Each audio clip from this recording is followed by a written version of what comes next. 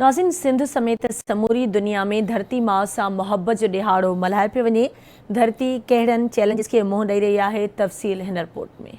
सिंध समेत समूरी दुनिया में अॼु धरती माउ सां मोहब्बत जो ॾींहुं मल्हाए पियो वञे। अॼोके ॾींहुं मल्हाइण जो मक़सदु धरतीअ खे दरपेश ख़तरनि जे ख़ात्मे लाइ माण्हुनि में जागृता पैदा करणु ऐं जाखोड़ करणु आहे। जेकॾहिं माज़ीअ ते नज़र विझंदासीं त 15वीं सदीअ ताईं त सभु कुझु ठीकु हुयो। 18वीं ऐं 19वीं सदीअ में सनअती इनक़लाब आयो, जंहिं दौरान ख़ासि तौर ते यूरोप तमामु घणी तरक़ी कई, पर उन तरक़ीअ दौरान ई माहौल में गदलाण पखिड़िजणु लॻी। माहौलियाती गदलाण ऐं तब्दीलियुनि सबबि धरती हिन वक़्तु वॾनि ख़तरनि में घिरियल आहे। धरतीअ तां ॿेलनि जो ख़तमु थियणु, सिम ऐं कलर जो वधी वञणु, हवा में कार्बान समेत ॿियनि ज़हरीलनि मादनि जो वॾे मिक़दार में मौजूदु हुजण समेत केतिरनि ई इंसानी कोताहिनि सबबि धरतीअ ते रहंदड़ साहवारनि लाइ ॾुखियायूं पैदा थी रहियूं आहिनि।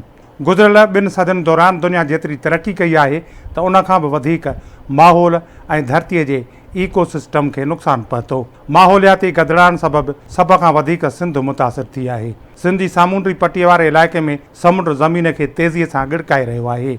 ॿेलनि जी वाढी, कारखाननि जे ज़हरीले ऐं केमिकल वारे पाणी ऐं मिलुनि जे चिमनियुनि मां निकिरंदड़ धुएं समूरी आबहवा खे गदिलो करे छॾियो आहे।